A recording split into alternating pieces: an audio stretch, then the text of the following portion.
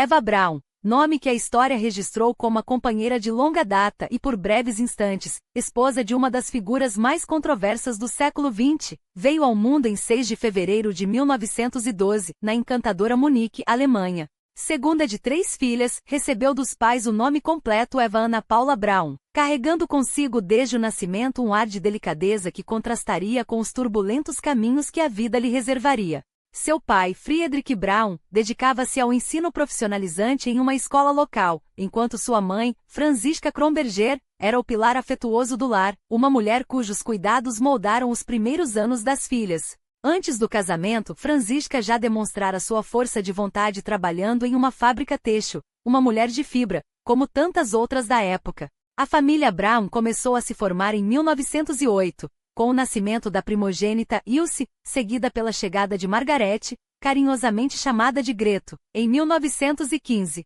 Apesar das adversidades que marcariam sua trajetória, Eva manteve laços estreitos com os pais e irmãs ao longo da vida, especialmente com Greto, sua confidente nos anos adultos. No entanto, os Brauns não estavam imunes às convulsões que abalaram a Alemanha no início do século XX. A Primeira Guerra Mundial, com seu rastro de devastação, deixou marcas profundas na família. Quando o conflito irrompeu em 1914, Friedrich alistou-se voluntariamente, servindo inicialmente na Sérvia antes de ser transferido para um hospital em Würzburg, onde permaneceu até 1919. Seu retorno não trouxe alívio. O casamento com Franziska, já abalado pela longa separação e pelas cicatrizes da guerra, ruía. Eva tinha apenas 6 anos quando o pai voltou para casa, mas as memórias desse período são nebulosas. Afinal, como muitas crianças da época, ela cresceu em um lar onde a ausência paterna era uma realidade dolorosa. Franziska, como tantas mulheres alemãs, teve que sustentar sozinha as 3 filhas durante os anos de conflito, enfrentando não apenas a solidão, mas também as pressões econômicas que se agravaram com o fim da guerra. Os motivos exatos da crise conjugal dos Brauns permanecem obscuros, mas especula-se que o trauma de Friedrich, que teria desenvolvido problemas com álcool após testemunhar os horrores da guerra moderna, tenha sido um fator decisivo. O divórcio foi formalizado em 1921, mas, surpreendentemente, o casal reconciliou-se um ano depois. Alguns historiadores sugerem que a reunificação tenha sido motivada por questões financeiras. Em uma Alemanha arrasada pela inflação e pelo caos econômico, manter 2 residências era um luxo inalcançável. A recomposição do lar em 1922, no entanto, não apagou as tensões. Amigos de infância de Eva, como Herta Ostermayer, relataram que ela passava longos períodos fora de casa, refúgio contra os constantes atritos entre os pais. Tão próxima se tornou da família Ostermayer que chegava a chamar os pais de Herta de mãe e pai, revelando o quanto ansiava por um ambiente estável. Aos poucos, a situação econômica da Alemanha começou a melhorar, impulsionada por investimentos estrangeiros, como o Plano Davis de 1924. Os Brauns, então, puderam se mudar para um apartamento mais confortável e até adquirir um automóvel, sinais externos de uma aparente recuperação. Mas as aparências enganavam, a harmonia familiar seguia frágil. Prova disso é que as 3 filhas deixaram o lar ainda jovens, talvez em busca de independência ou simplesmente para escapar das discordâncias domésticas. Alguns biógrafos apontam que Eva, já na adolescência, enfrentou episódios de melancolia, agravados pelo ambiente instável em que cresceu. Sua educação, no entanto, foi privilegiada para os padrões da época. Após passar pela escola primária local e por um colégio católico em Munique, Eva revelou-se uma aluna aplicada, embora seu verdadeiro entusiasmo estivesse nos esportes, paixão que cultivaria por toda a vida. Aos 16 anos, em 1928, ingressou no Instituto Marienne, em Simbas, em Inn, uma escola católica voltada para a formação profissional de jovens mulheres. Lá, aprendeu habilidades domésticas, contabilidade e datilografia, um currículo que, embora tradicionalmente direcionado ao casamento, também a capacitava para o mercado de trabalho. Para uma moça de origem modesta na Alemanha dos anos 1920, essa era uma oportunidade valiosa. Formada, Eva não demorou a colocar suas habilidades em prática. Em 1929, deparou-se com um anúncio de jornal, uma vaga para assistente em um estúdio fotográfico. O proprietário era ninguém menos que Heinrich Hoffmann, o fotógrafo não oficial do Partido Nazista e peça-chave na máquina de propaganda do regime. No estabelecimento, Eva lidava com a venda de postais, fotografias e câmeras, além de gerenciar contas e estoque. Hoffman, reconhecendo seu potencial, passou a treiná-la nas técnicas da fotografia profissional, uma carreira rara e cobiçada para uma jovem naqueles tempos. Por mais de uma década, Eva trabalhou ao seu lado, imersa em um mundo que mesclava arte, moda, cinema e cultura popular, os verdadeiros interesses que a moviam. Foi nesse contexto, entre lentes e revelações, que seu destino cruzou com o de Adolf Hitler. O encontro exato permanece um mistério, mas a história já começava a tomar um rumo que a tornaria inseparável dos eventos mais sombrios do século. O que os biógrafos de Eva revelam é ainda mais intrigante do que a lenda. Um encontro aparentemente casual, mas carregado de simbolismo, que marcaria o início de uma relação tão complexa quanto a própria história que os envolveria. Era outubro de 1929. E o crepúsculo já anunciava o fechamento da loja de Heinrich Hoffmann quando um homem de estatura imponente, rosto sereno e um discreto bigode entrou no estabelecimento. Seu porte transmitia uma autoridade contida, mas era a gentileza no olhar que chamava a atenção.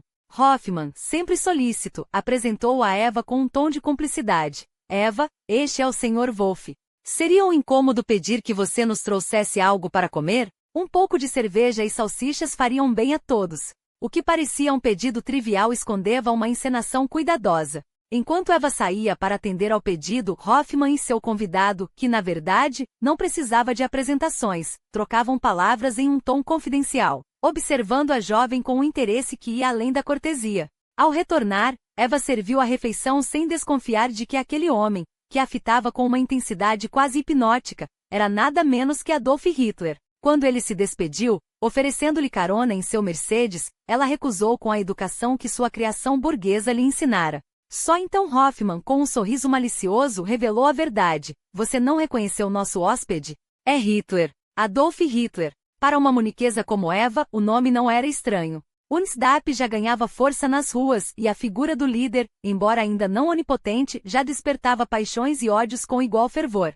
Hoffmann, porém, não era apenas um fotógrafo a serviço do partido. Era um dos poucos que tinham acesso ao círculo íntimo de Hitler, um confidentes em meio ao caos da ascensão nazista. O que se seguiu nos meses seguintes foi um jogo de olhares, gestos e silêncios. Hitler, conhecido por sua frieza calculada, parecia inicialmente indiferente à jovem assistente de Hoffmann. Mas Eva, com seus 17 anos e uma vida familiar conturbada, via naquele homem algo além do político, uma figura paternal, um farol em meio à instabilidade de sua juventude.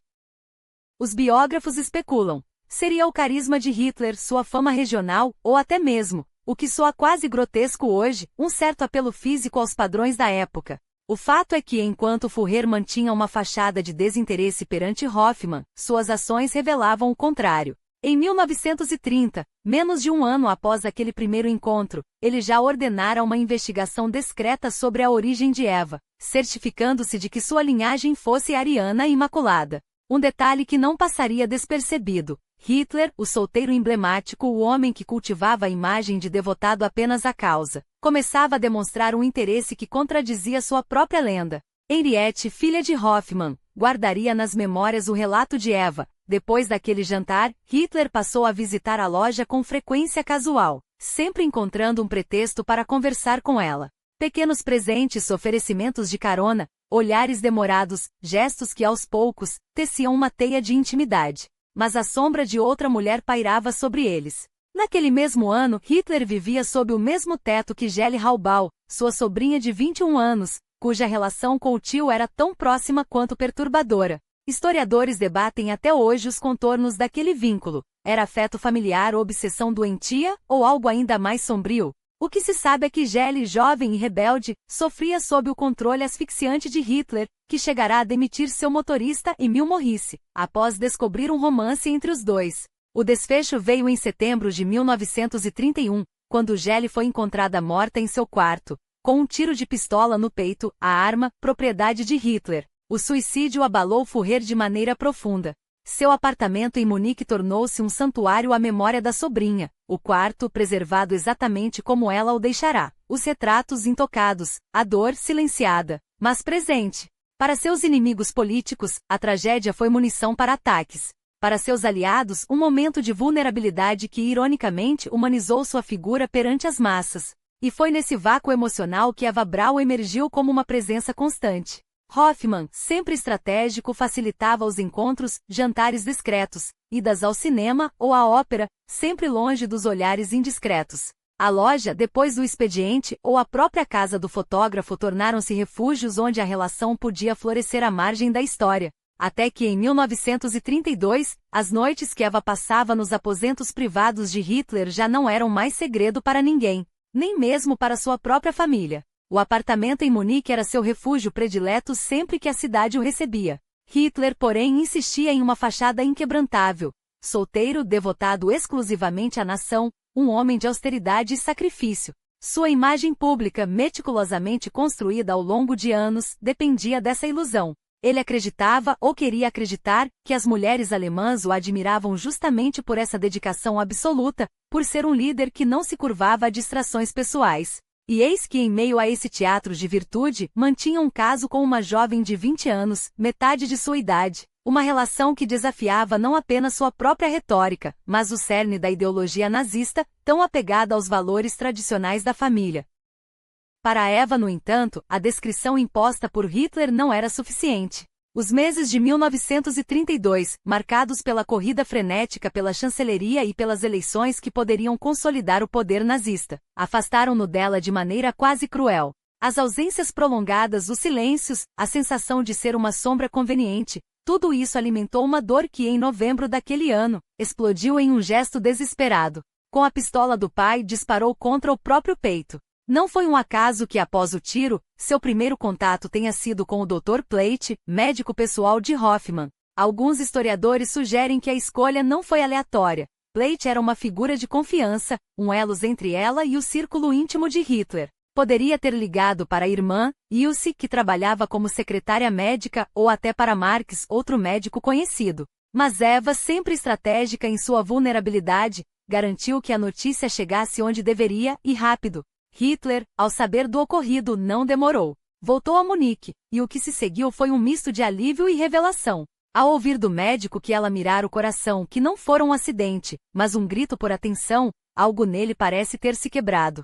Hoffmann, testemunha silenciosa da cena, registraria depois a surpresa do Führer.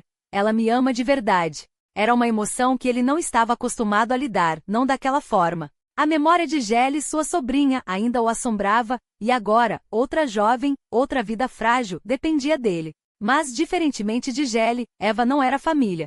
Era uma escolha. E escolhas para Hitler sempre vinham com um preço. Nos anos seguintes, enquanto a máquina nazista ganhava força e Berlim se tornava seu palco principal, Munique e Ubergau, sua residência nos Alpes bávaros, permaneceram como os únicos lugares onde ele permitia a si mesmo relaxar. E lá, invariavelmente, Eva estava. Não mais a adolescente insegura, mas uma mulher que havia aprendido a navegar nas sombras do poder. Oficialmente, seguia trabalhando no estúdio de Hoffmann, agora como fotógrafa não creditada do partido, vendendo imagens de Hitler e de seus comparsas, um arranjo que, convenientemente, a mantinha próxima. Suas viagens a Obersalzberg eram justificadas como trabalho, uma assistente, uma secretária, uma presença discreta entre os leais. Hoffmann, mais uma vez, cumpria seu papel de guardião da fachada. Quando Eva sumia por dias, quando chegava tarde ou passava noites fora, era o fotógrafo quem fornecia as desculpas. Ela está em missão para o partido. Trabalha até tarde no estúdio. Para o mundo, Eva Braun era apenas mais uma jovem alemã solteira, vivendo com os pais, uma figura sem importância. Mas nos bastidores, sua influência crescia. Ela tinha acesso a círculos que outras mulheres do partido apenas sonhavam. E tudo isso sem nunca aparecer ao lado de Hitler em público. Até mesmo nas raras fotografias que os registram juntos, como nos Jogos Olímpicos de Inverno de 1936, a distância é calculada. Ela está sentada atrás dele, quase camuflada entre a multidão, enquanto ele, no centro das atenções, nem sequer olha em sua direção. Para os poucos que sabiam da relação, amigos íntimos, membros da família, alguns altos oficiais, Eva era simplesmente a namorada. Para o resto da Alemanha, ela não existia. Até que a guerra mudou tudo. Quando os aliados desvendaram os arquivos nazistas após 1945, o mundo descobriu, incrédulo, que o Führer tinha uma companheira. Muitas alemãs que por anos o idealizaram como um líder asceta, recusaram-se a aceitar a verdade. Como poderia aquele homem, símbolo da pureza racial e da disciplina ariana, ter se envolvido com uma mulher comum, uma burguesa sem títulos ou méritos políticos? A negação foi tão forte que por décadas Eva Braun permaneceu uma nota de rodapé na história, uma sombra convenientemente apagada. Mas nos círculos íntimos, especialmente no Berghof, a realidade era outra. Albert Speer, o arquiteto de confiança de Hitler, revelaria em suas memórias que Eva tinha quartos privados em todas as residências do Führer, inclusive no Berghof, onde, após os jantares oficiais, ela e Hitler se retiravam sozinhos. O que acontecia além daquelas portas fechadas segue sendo um dos maiores enigmas da história. Historiadores debatem se houve paixão física ou apenas uma dependência emocional doentia. O que não se discute é que por mais de uma década, Eva Braun foi a única pessoa capaz de humanizar Adolf Hitler, e que no fim, ele a escolheu para compartilhar seu último ato. Mas isso é outra história. A verdade é que figuras como Eva Braun desafiam qualquer tentativa de enquadramento simplista. Não se trata apenas de desvendar os segredos de um quarto fechado, mas de confrontar a humanidade perturbadora por trás de um monstro histórico. E sim, é desconfortável, porque como reconciliar a imagem do ditador genocida com a de um homem capaz de afeto, por mais distorcido que fosse?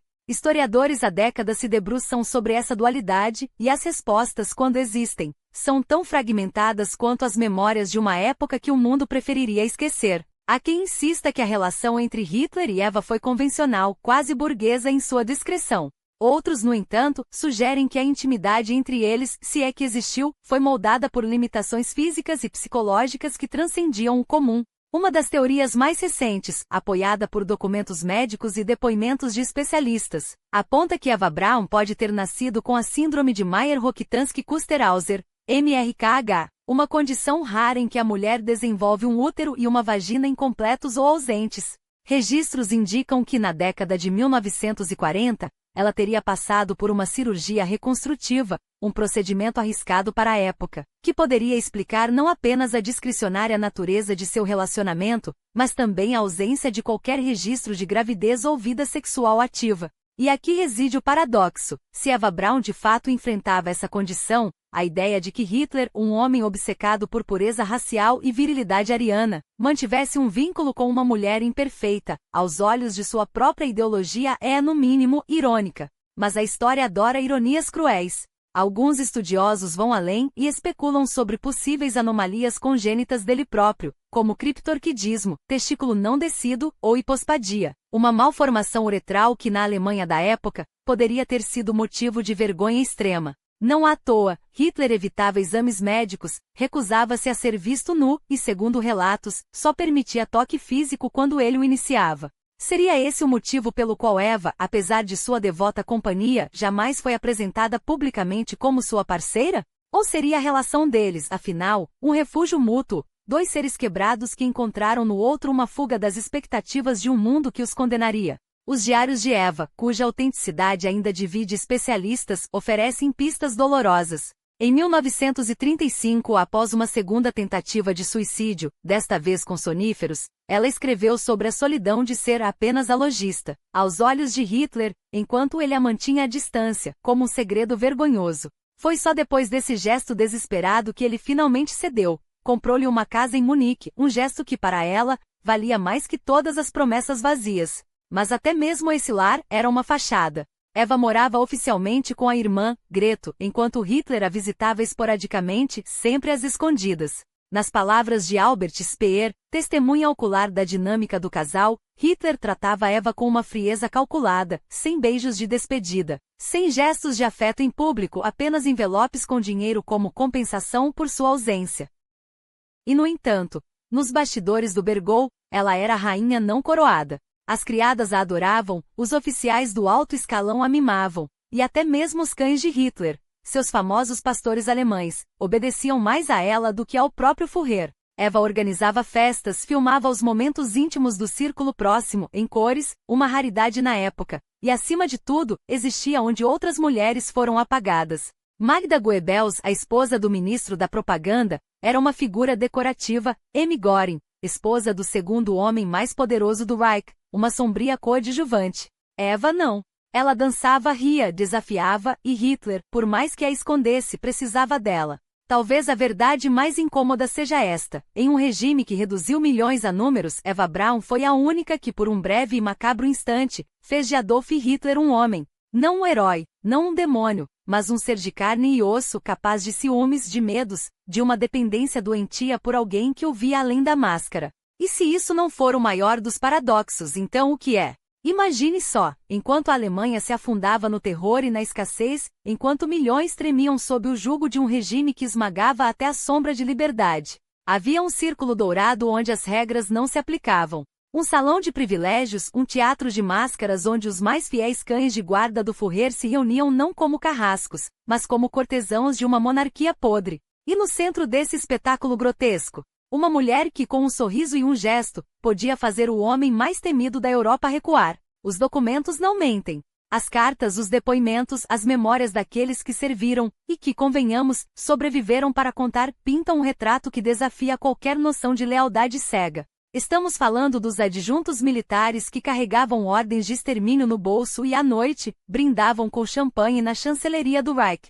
Das secretárias que datilografavam decretos de morte pela manhã e à tarde, ouviam Eva Braun rir enquanto cortava o bolo de aniversário de Hitler. Dos médicos particulares que injetavam morfina no braço do ditador e, em seguida, sentavam-se à mesa para ouvir suas tiradas contra os inimigos da raça. E, é claro, dos ilustres Goebbels com sua Magda de sorriso gelado, dos Speer, com sua Margarete de elegância calculada, dos Bormann, com sua Gerda de olhares furtivos, dos Hoffmann, com sua Henriette de risadas fáceis, todos eles, todos, girando em torno de um homem que só relaxava quando ela estava por perto. Eva não era apenas mais uma convidada.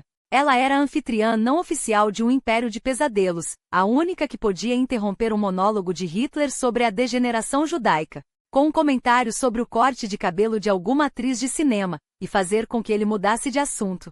Enquanto generais tremiam diante de suas explosões de fúria, ela rolavava os olhos quando ele divagava sobre estratégias militares. Enquanto ministros se curvavam, ela cortava suas frases com uma piada ácida. E o mais surpreendente? Ele permitia. Porque no fundo, aquele homem que se autoproclamava um deus precisava desesperadamente de alguém que o tratasse como humano, mesmo que fosse para rir de suas obsessões, para ignorar suas ordens, para lembrá-lo com um suspiro teatral, que até ditadores têm de lidar com crises de vaidade.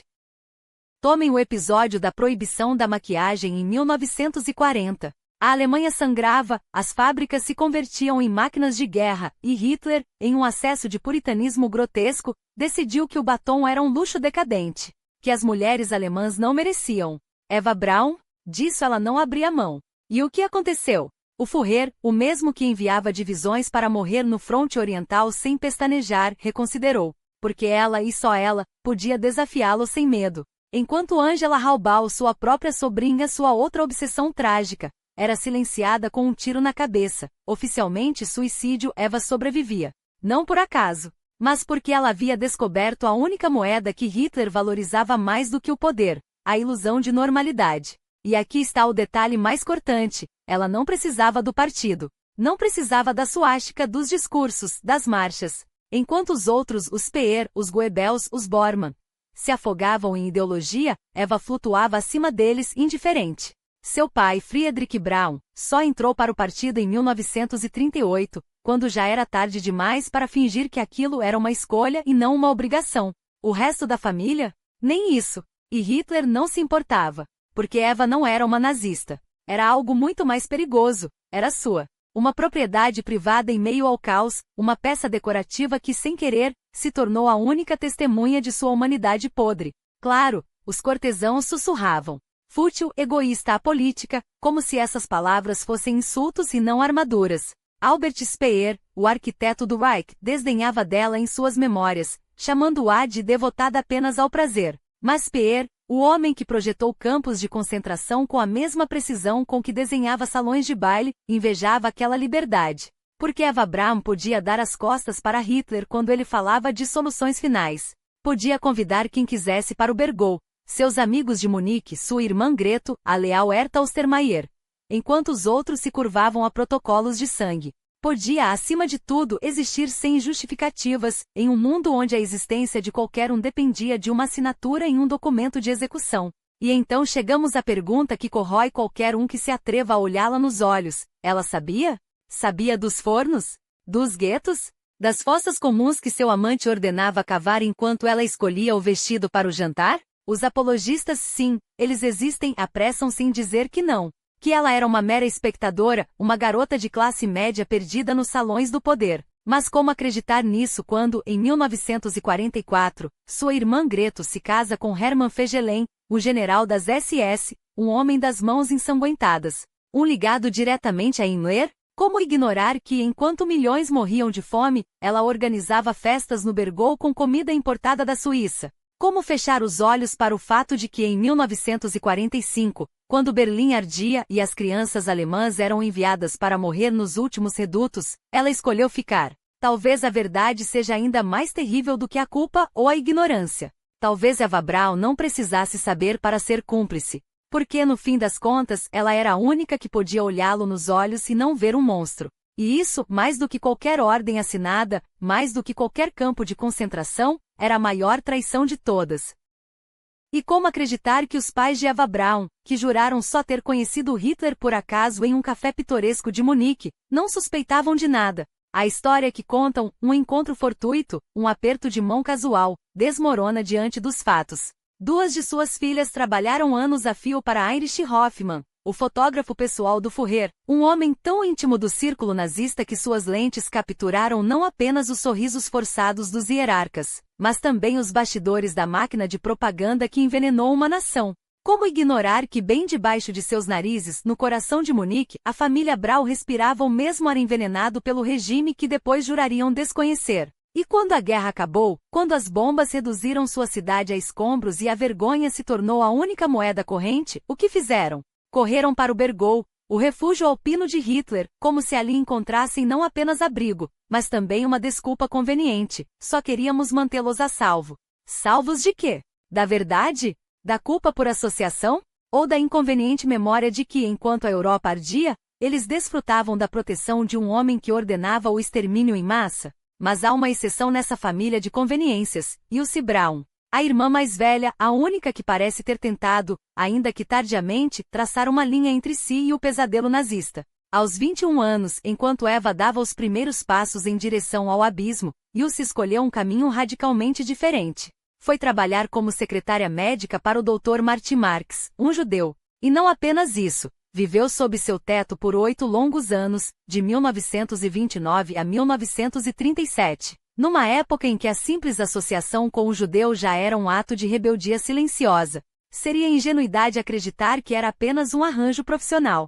Seria conveniente demais ignorar que, enquanto Eva e Greto se afundavam nos salões do poder nazista, Ilse dividia o pão e, quem sabe, o coração com um homem cuja existência o regime já condenava. E quando as leis de Nuremberg, em 1935, tornaram crime o que ela fazia, Ilse não fugiu. Permaneceu. Até que a pressão se tornou insustentável, até que o Dr. Marx, como todos os médicos judeus da Alemanha, foi obrigado a abandonar sua profissão, sua pátria, sua vida. Só então Ilse cedeu, mas não sem antes garantir com a influência que só o sobrenome Braun podia oferecer, um novo emprego, secretária de Albert Speer, o arquiteto favorito de Hitler. Um cargo estratégico, um salário generoso. E no entanto, em menos de 6 meses ela abandonou tudo. Tornou-se jornalista, distanciou-se do círculo de poder, escolheu o anonimato. Por quê? Porque Ilse Braun, ao contrário de suas irmãs, parecia entender uma coisa fundamental: não há neutralidade diante do mal. Ou você é cúmplice, ou você resiste. E enquanto Eva sorria para as câmeras ao lado do homem que planejava o Holocausto, Ilse preferiu o silêncio incômodo de quem sabe demais. Eis a pergunta que ainda nos assombra. 8 décadas depois, Eva Braun sabia? Como poderia não saber? Em um regime que transformou o antissemitismo em política de Estado, que exibia sua crueldade em cartazes, discursos e leis, como a mulher que dormia ao lado do carrasco poderia fechar os olhos para o sangue em suas mãos? Hitler não era um monstro que se escondia. Era um homem que gritava suas intenções. Em Mein Kampf, nas convenções de Nuremberg, nos comícios que inflamavam multidões, ele repetia, incansável, seu plano: a erradicação dos judeus. E Eva estava lá. Em Nuremberg, em 1935, quando as leis que despojavam os judeus alemães de sua humanidade foram aplaudidas como progresso. Quando lojas foram saqueadas, sinagogas queimadas e o mundo assistiu, ou fingiu não ver. Ela estava lá sorrindo, enquanto seu amado assinava decretos que condenavam milhões à morte. E depois, quando a guerra virou derrota e os aliados avançavam, os sobreviventes do círculo íntimo de Hitler correram para se desvincular. Nunca falávamos de política, disseram. Hitler era diferente em particular, mentiram. Como se a cumplicidade pudesse ser absolvida com um encolher de ombros, como se a ignorância fosse uma desculpa válida para quem vivia no epicentro do terror. Mas a história não perdoa tão facilmente. Porque a ignorância, quando conveniente, é apenas outra forma de cumplicidade. E Eva Braun, que escolheu amar o homem que ordenou o holocausto, que permaneceu a seu lado até o fim, que nunca, nenhuma vez, levantou a voz contra o que via, não pode ser absolvida pelo silêncio. Não quando o silêncio era a música de fundo de um genocídio. Eles não podiam fingir que não sabiam. Não quando as comunidades judias eram arrastadas para guetos. Não quando os campos de concentração já eram um segredo mal guardado entre sussurros e olhares furtivos. Acontece que a linha entre a vida pública e privada de Hitler não era tão tênue quanto alguns gostariam de acreditar. Era, na verdade, inexistente. Os homens que planejavam o extermínio à mesa do café da manhã eram os mesmos que à noite riam das piadas do Führer e brindavam com champanhe roubado de famílias deportadas. E suas mulheres? Ah, elas não eram meras espectadoras. Magda Goebbels, a primeira-dama não oficial do Reich, não se contentava em ser a voz doce do lar ariano, ela era a megafone do ódio, uma propagandista tão fervorosa quanto o próprio marido. Desde os anos 1920, antes mesmo de Hitler subir ao poder, ela já carregava a carteirinha do partido nazista com orgulho, como se fosse um distintivo de honra. Não havia inocência ali, apenas cumplicidade vestida de saias plissadas e discursos inflamados sobre o dever feminino na Nova Alemanha. E o que dizer das outras? Ilse Hess, M. Göring. Todas elas, sem exceção, eram membros ativos, não vítimas passivas. Não havia muralhas altas o suficiente para protegê-las da realidade que elas mesmas ajudavam a construir, porque o nazismo não era um emprego das 9 às 5, era uma religião, e seus fiéis não faziam distinção entre o altar e a sala de jantar. Hitler não separava o homem do monstro, ele era os dois, simultaneamente, e quem o cercava sabia disso. Os jantares no Berghof não eram refúgios da guerra, eram extensões dela, onde se decidia entre um gole de vinho e uma risada quais cidades seriam bombardeadas e quais problemas precisavam de uma solução final. Então nos perguntamos, como é possível que aqueles que dividiam a mesa com Hitler, que ouviam seus delírios à luz de velas, que recebiam presentes saqueados de museus europeus, não soubessem? Ou pior, como ousam alegar que não sabiam? A resposta está na conveniência. Porque saber exigiria agir, e agir significaria trair o homem que lhes garantia poder, luxo e a ilusão de superioridade. Era muito mais fácil fechar os olhos, ou no caso de Eva Braun, pintá-los com sombra azul enquanto o mundo ardia. Eva, a mulher que jamais questionou as ordens de deportação, que nunca interrompeu as conversas sobre reassentamentos para perguntar para onde, exatamente, aqueles trens levavam suas cargas humanas. Enquanto cidades alemãs viravam escombros e mães enterravam filhos em valas comuns, ela organizava piqueniques à beira do lago Königsee. Como se a guerra fosse um incômodo climático, não uma carnificina orquestrada pelo homem que beijava sua mão. O contraste é tão grotesco que chega a doer. Aqui, uma nação esmagada pela fome e pelo terror. Ali, a amante do Führer desfilando vestidos de alta costura e cigarro importados, como se o sangue nos campos não manchasse também suas lopes de seda. Mas não era apenas indiferença, era estratégia. Hitler não suportava dissidência, e seus círculos íntimos aprenderam cedo que a sobrevivência dependia de uma lealdade cega, quase canina. Henriette von Schichacha, filha do fotógrafo pessoal do Führer, descobriu isso da pior maneira. Em 1943, no auge da guerra, ela ousou questionar as deportações de judeus holandeses, depois de testemunhar o desespero daquelas mulheres. A resposta de Hitler foi um grito: "Você é sentimental. O que lhe importam as judias da Holanda? O castigo, o ostracismo, nenhum convite para o Berghof, nenhuma foto sorridente nos álbuns de família." Porque no reino de Hitler a compaixão era traição, e a traição era punida com o silêncio eterno. E aqui está a ironia mais cruel. As memórias de Henriette, como as de Speer, Goebbels e outros, foram escritas depois, quando a derrota já era inevitável, quando a história começava a ser reescrita por aqueles que de repente, nunca souberam ou tentaram resistir, mas as cartas, os diários, as fotos não mentem. Mostram uma Eva Braun que não era apenas a namorada frívola, mas a cúmplice silenciosa, uma Magda Goebbels que não apenas apoiava, mas incitava. Um círculo que não apenas tolerava, mas celebrava o homem que transformava a Europa em um matadouro. Eles não eram vítimas do sistema, they were the system. Eva Braun, em particular, encarnava essa hipocrisia de forma quase poética. Enquanto o partido nazista pregava a mulher austera, mãe abnegada e guardiã da moral ariana, ela era o oposto: maquiagem pesada, cabelo platinado, festas até o amanhecer. Uma rebelde? Não, uma privilegiada que usava sua diferença como escudo. Eu não sou como as outras, seu estilo parecia dizer, enquanto desfilava por vilas italianas pagas com dinheiro roubado. Mas essa fachada de modernidade era apenas outro disfarce para a mesma podridão. Porque no fundo, Eva não desafiava o regime, ela dependia dele. Sua liberdade era a liberdade de ignorar, de consumir, de viver em uma bolha dourada enquanto milhões sufocavam em câmaras de gás.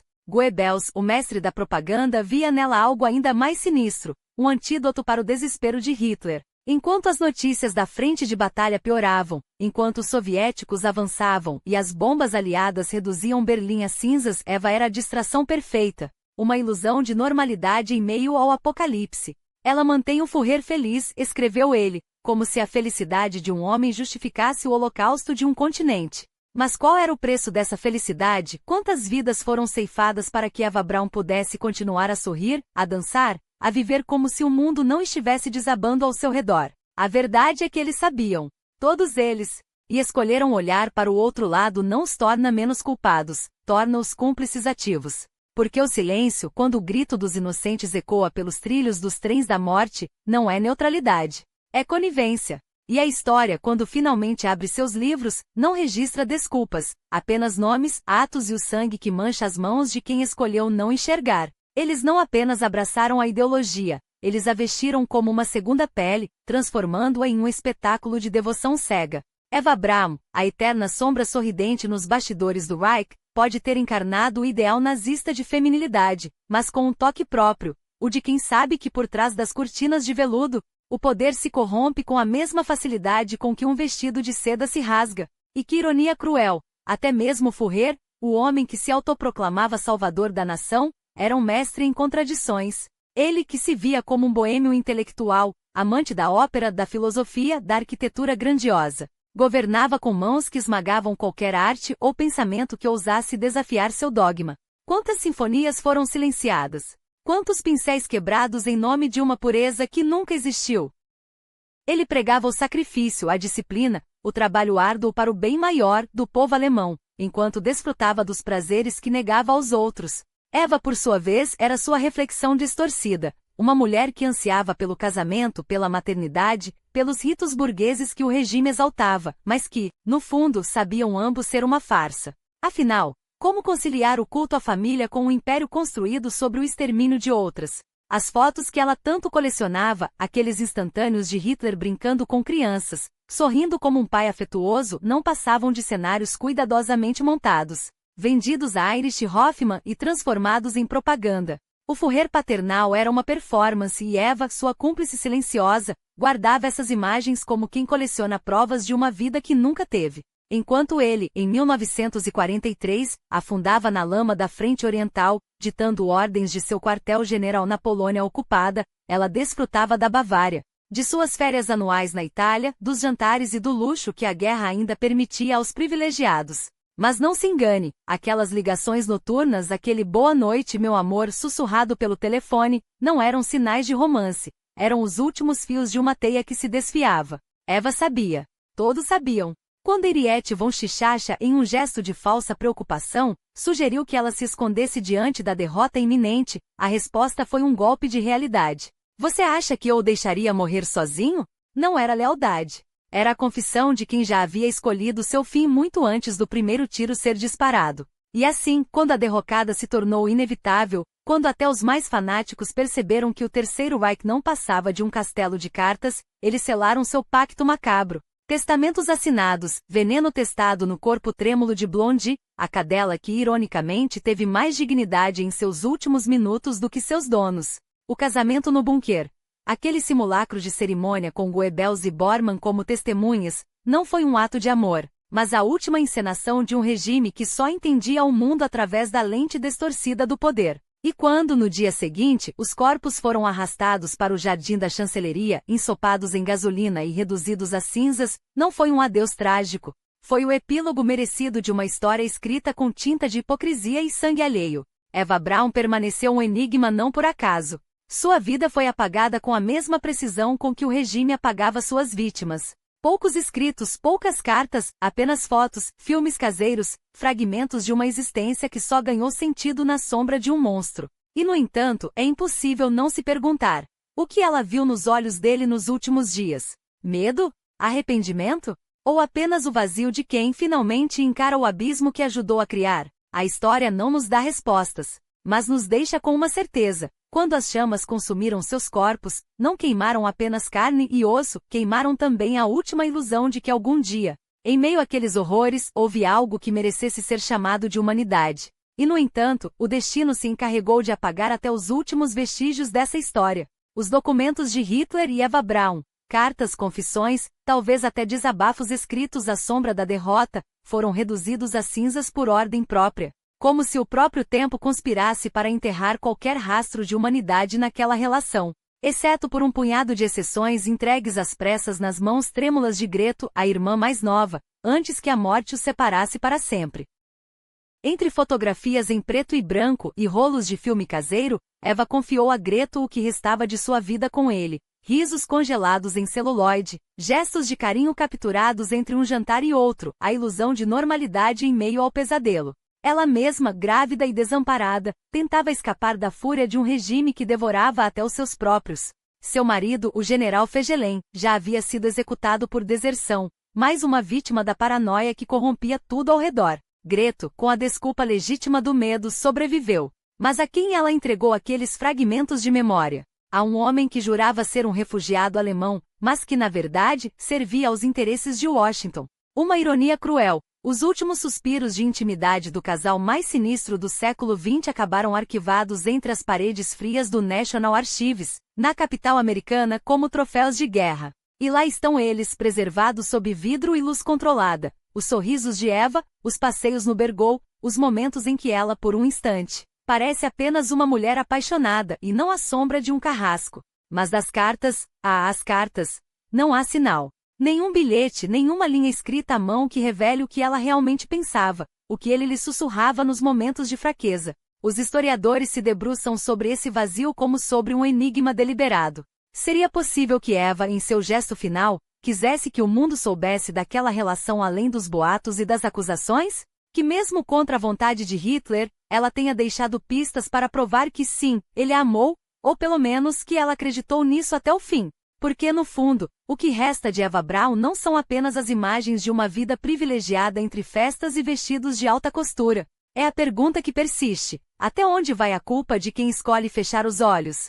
Ela era jovem e ingênua, seduzida pelo poder e pela promessa de ser especial aos olhos de um homem que prometia salvar a Alemanha? Ou era cúmplice silenciosa, sabendo muito bem o preço que outros pagavam por seu conforto? Alguns a veem com pena, uma vítima de sua própria juventude, de seu desejo de pertencer a algo maior que ela. Outros a condenam sem hesitação. Como ousar chorar por uma mulher que banqueteava enquanto milhões morriam de fome? Mas a verdade, talvez, esteja naqueles filmes caseiros que sobreviveram ao tempo. Entre um close de Eva rindo e um plano aberto do jardim do Bergol, há algo mais sinistro: o contraste brutal entre o luxo e o horror. As faces sorridentes em primeiro plano, os uniformes impecáveis, os brindes, tudo isso enquanto, lá fora, nas sombras que a câmera nunca mostrou, milhões eram reduzidos a números. É como se cada fotografia carregasse um espectro, como se as vítimas do regime estivessem ali silenciosas, observando do fundo do enquadramento, esperando que alguém, finalmente, as visse. E você? O que enxerga quando olha para Eva Braun? Uma mulher comum, aprisionada pelas circunstâncias, ou uma peça-chave na máquina de destruição que seu amante construiu? Será que ela, em algum momento, ouviu os gritos que ecoavam além dos muros de sua vida dourada? Ou preferiu, como tantos outros, acreditar que a história seria escrita apenas com tinta e não com sangue? A resposta talvez esteja perdida entre as cinzas daqueles documentos que nunca veremos. Mas a pergunta permanece, e é nossa responsabilidade não deixá-la cair no esquecimento.